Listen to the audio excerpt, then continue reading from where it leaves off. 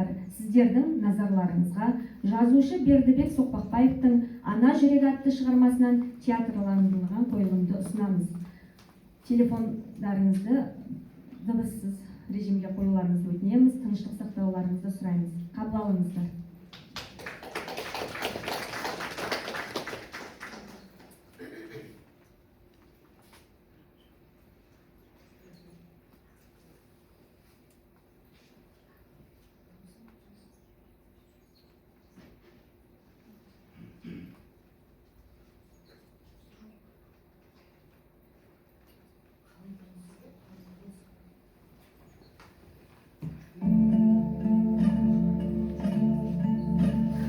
Салқын күздің сары таңын балқия ана бүгінде жайсыз ұйқымен атқызды.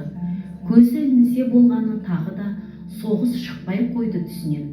Өте бір шошымау түсті балқия таңға жақын көрді.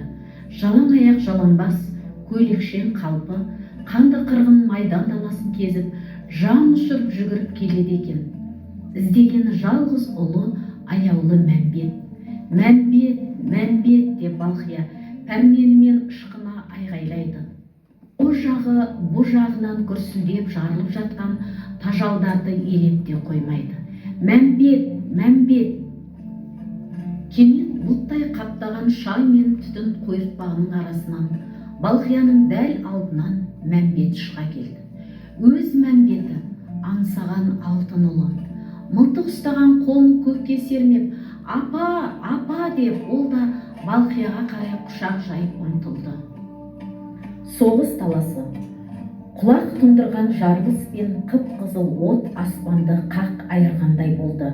Жер дірілдеп, әуеде самолеттің дауысы жаңғырып, дала отқа оранды. Фашистік Германия сахадай сай әскерімен кеңес үкіметінің жеріне басып кірді. Аса дайындықпен келген неміс әскерінің қаһарына жауынгерлер жан кешті қарсыласты. Балқия өз даусынан өзі шошып оянды. Түсіндегі сұмдықты басынан енді кешіргендей, алқынып жүрегі аузына тығылып терлеп кеткен екен. Біраз уақытқа дейін өзіне өзі келе алмай мәңгүрмен жатты. Сол кезде оның құлағына қабырға сағаттың сырт-сырт соққан үні естілді. Балқия өз үйінде жатқан әлгіндегі түсі екенін санасына енді жүгірте бастады.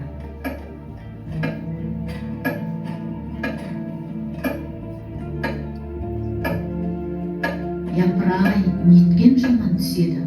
Тұла бойы түршігіп, іші бауыры тітреп кетеді.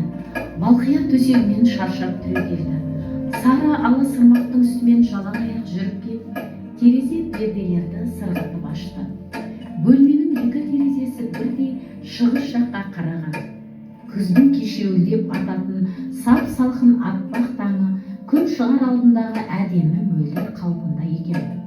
Үйдің іші жап-жарық болды да кетті. Бұрыштағы кішірек үстелдің үстінде Мәмбеттің әйнектелген открытка суреті тұр. Қобырап көзіне түскен бурыл шашын артқа таман сырып қойды да Балқия соны қолына алды. Арайла батқан таңның нұрына тоса ұстап тұрып қарады. Жарығым-ау, шыбын жанымдай болған жалғызым, Мәмбет жаным, мына қу соғыс бітіп, екеуміз тезірек көрсетін күн болар ма екен? Сол күн қашан келеді екен? Жарығым-ай, халің нешік?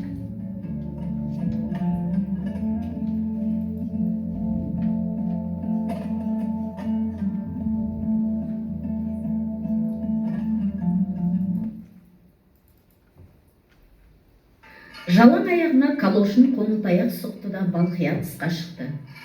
Таңертеңгі салқын ауамен тыныстамаққа бір кезде Мәмбеттің қолымен орнатылған шағын орындыққа келіп отырды.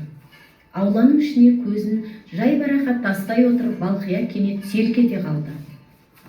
Тақтай басқыштың іргесінен сорайып шығып жатқан адам аяқтарын көрді. Өлген адамның жалаң аяқтары тәрізді. Балқия бойын тез жиып алды да аяқтарға жақындап келді. Анықтап қарады. Кішірек бала аяқтары. Тұрпаты күтім көріп жүрген аяқтардай емес, күс басқан, күнге күйген, қарала сатпақ аяқтар еді. Ойбай-ау, мұнда кім бар ей? Әй, бұғайсың? Өзің тірісің бе? Қайдан жүрсің мұнда? Неғып жатырсың? Кімсің өзің сен? Шешем халық ауруханада жатыр еді. Соған кешірек үйіп тастап тағы үйімнен кешірек шығып, трамвайда адам көп боласын қайта алмай қалдым. Басқа баратын жер таппаған соң, түнге дейін көшеде сенделіп, иті жоқ оңаша қора болғаннан кейін, осы жерге қисая кеттім. Анаң қандай сырқаттан еді? Қан аз анамның. Ей, балам-ай. Үйде сенен басқа адам бар ма? Ешкім жоқ. Әкең қайда? Әкем армияда. Ей, шырағым-ай. Атың кім өзіңнің? Атым Сережа. Ой, жаным, Сережа жан. Мына қу соғыс деген қарғыс атқыр. Бәле болды барлығымызға да. Үйдегіні үйде, түздегіні түзде қаңғыртып, ананы баласынан айырып, баланы әкесінен айғырған қарғыс атқыр соғыс болды ғой бұл. Рұқсат етсеңіз мен қайтайын. Жоқ, балам, оны дегенің. Сережамын дедің бе? Сережа, я Сережа. Жүре ғой. Қарның ашқан шығар, өзің далада жатырсың, ит жататын жер ғой ол. Жүре ғой. Ыстық шайға болса да мен сені қандырып жіберейін. Келе ғой, балам. Сен де менің Мәмбетім сияқты біреудің жалғыз екенсің. Мен мына менен үстіңді тазарта қой, мен шай қоя берейін. Балқия үйден киім щеткасын алып шығып берді де, Сережа үстін жақсылап тазалаған болды. Одан соң сабынды сумен жуынып, шайынып, шашын тарап, азды көпті адам кейпіне келді. Балқия талайдан қойылмаған самауырынды қойды. Молшылық заманның сарқыншақ дорба түбінде сақталған аз ғана ұн, қасық басындай тоңмай бар еді. Бипасы қолымен солардың басын қосып, сап-сары қимақ етіп шығарды. Сөйтіп арада 1 сағаттай уақыт өткен шамада, Балқия Сережа екеуі аласа дөңгелек столды алтыларын алып, жадырасып шай ішіп отырды. Ей, балам-ай, шырақ анам. Ала ғой. Жеп ал, жақсылап жеп ал. Қарның да шыққан шығар, түнде тоңған жоқсың ба? Ой, құдай-ай, балам-ау. Жеп ал. Қазір мен саған ыстық шай құйып берейін. Қарның тойғызып ал.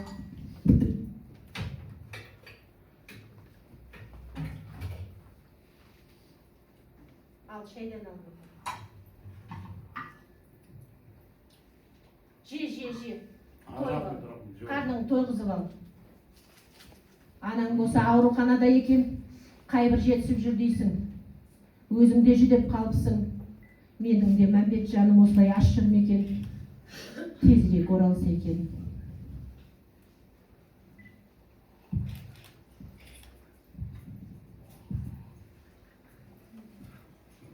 Ала қой, енді мен қайтайын. Рахмет, дәмділген бәрі. Қайтасың ба? Ал, балам, Қайтайын. баратын болсаң, иә, шыға бер. Бұдан былай келіп тұрғын. Бұл үйді де өз үйіңдей көр, балам, жарай ма? Әрине келіп тұрам, апай. Әрқашан жұмыстан кейінгі уақытта және демалыс күндері мен үйде боламын. Рахмет. Кешқұрын үйге қайта алмайтын болсаң, қонатындай болып келе бер, жарай ма? Жарайды, апа, жарайды. Ал, өзіңді күтіп жүр. Ал, Сау балам, болыңыз, аман болыңыз. жақсы, аман бол, келіп тұр. Осыдан былай Сережа бұл үйге ылғи да келіп тұратын болды. Балқия оны жылы жүзбен қарсы алып, ауруханадағы анасының қалін сұрап, барын беріп тамақтандырып отырды. Бір-екі рет ол Сережаның кірлеп кеткен киімдерін алып қалып жуып, жыртықтарын жамап жасқап та берді. Мәмбеттің бұдан бірнеше жылдар бұрын өзіне тар келіп сыймай қалған кейбір киімдерін ол Сережаға берді. Шашын алдырып киімін түзеген соң, Сережаның кейпі күтім көрген баладай оңала түсті. Егер Балқия жоқта келсе, Сережа келісімші жерден кілтті алып, есікті ашып кіре беретін болды. Үйде су жоқ болса, су әкеліп, еденді сыпырып, отын жарып, жуылмаған ыдыс-аяқты жарқыратып жуып қояды. Бір күндері Сережа келмеді. хабарласпады. Балқия оны ертеңді кеш елегізіп күтумен болды. Ойбай-ай, Сережа бүгін тағы келмеді. Біраз болып қалды келмегелі. Не болды екен өзіне, жайшылық па? Байғұстың анасы сырқат еді.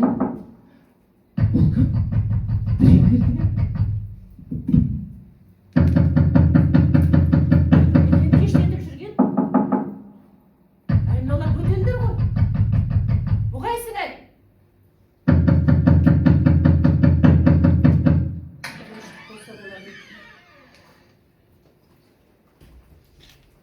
Старшина Воронов.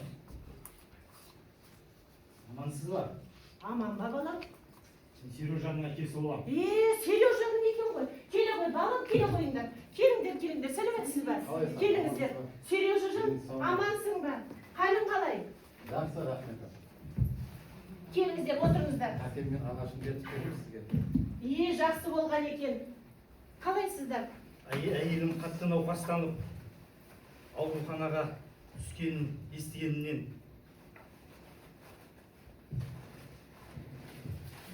Барнауылда жұмыс атқарып жүрген жерімнен бір жетіге сұранып келіп едім. Сізге сыйлық. Ойбай-ау, мынауың көп. Бұлар ескі таныстарша шұрқырасып амандасты. Старшинаның қолында қомақты торы бар еді. Қайырымды ана Балқияға алып келген сый сыбағасы екен. Ол үстел үстіне бірнеше кесек семіз шұжық, аппақ бөлке нан, қант сары май алып қойды. Бұл аталған тағамдардың ол кезде қаны жерге тамбайтын. Алыңыздар, сіз Сережаның анасы екенсіз, денсаулығыңыз қалай? Сырқаттанып қалды деп еді, уайымдап қалдым. Сауықтыңыз ба? Ой, рахмет, денсаулығым болмай жүр. Жүрсем басым айналады. Менің ауруыммен санаторияда емделу керек. Бірақ қазір қайдан? Осы жерге трамваймен әзер келдім. Мынау менің Сережама пана болып жүрген кім екен? Соны көрейін деп келіп едім. Сізге рахмет. Иә. Сол Сережамды біздің үйге келді. Сол күннен бастап Бұл күн отырғандардың барлығы үшін де үлкен бір мереке тәрізді болды. Кеттік біз. Сережаменен. Бір күні байқамай есіктің алдына шықсам, далада жатыр. Қош кеттік қой. Ой, бұл мекенде өзім бәрінен сағынып жүрген мына баланы көріп, өзім баламдай балыма Сережа. Көрдім, өзі сыпайы, тәрбиелі бала екен. Соны күндіз жаңа ғана уайымдап жүрген. Білмеген бұларға не болды деп.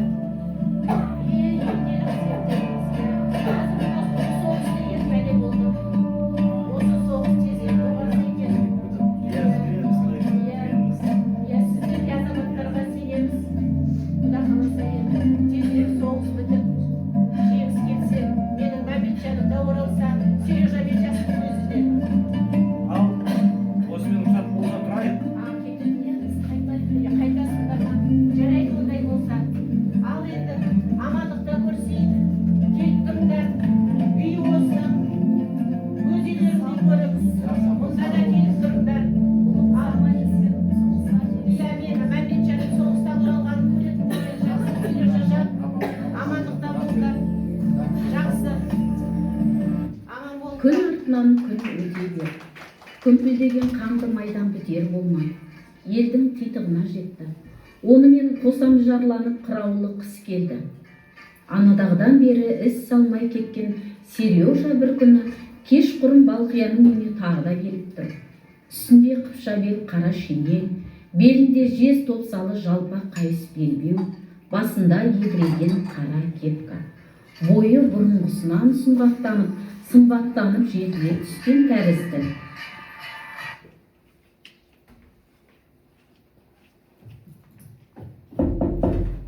Ойбай, бұл күн болды екен, тыныштық болса болар еді.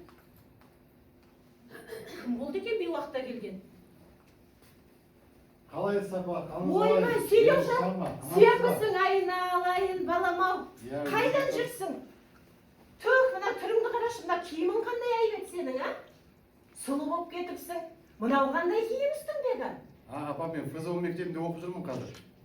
Оқып жүрмін де. Ой, айналайын. Оған қашан түстің?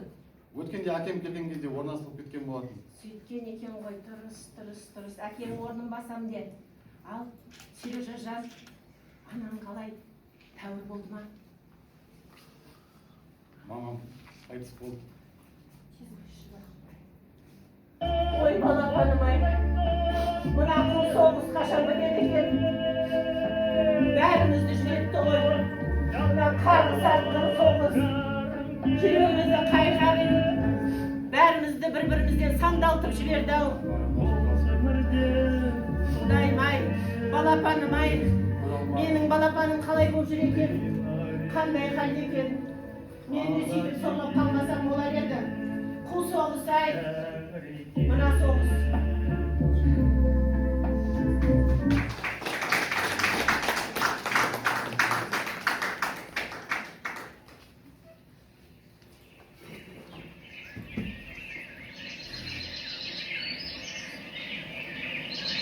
Содан бері талай жылдар өтіп кетті.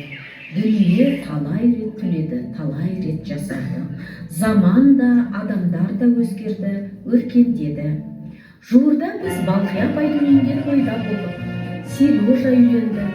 Баяғы бұйығы Сережа қазір сотталдай жігіт. Әйгілі бір заводта цех бастығы, инженер. Жаңа тілеу, жас үміт, шаттық кешінде отырып, біз жоғарыдағы өткен өмір белестерін көз алдымызға әкелдік. Сережаның марқұм анасын, біздің бүгінгі өміріміз үшін құрбан болған Мәмбетті, старшина Вороновты еске түсірдік.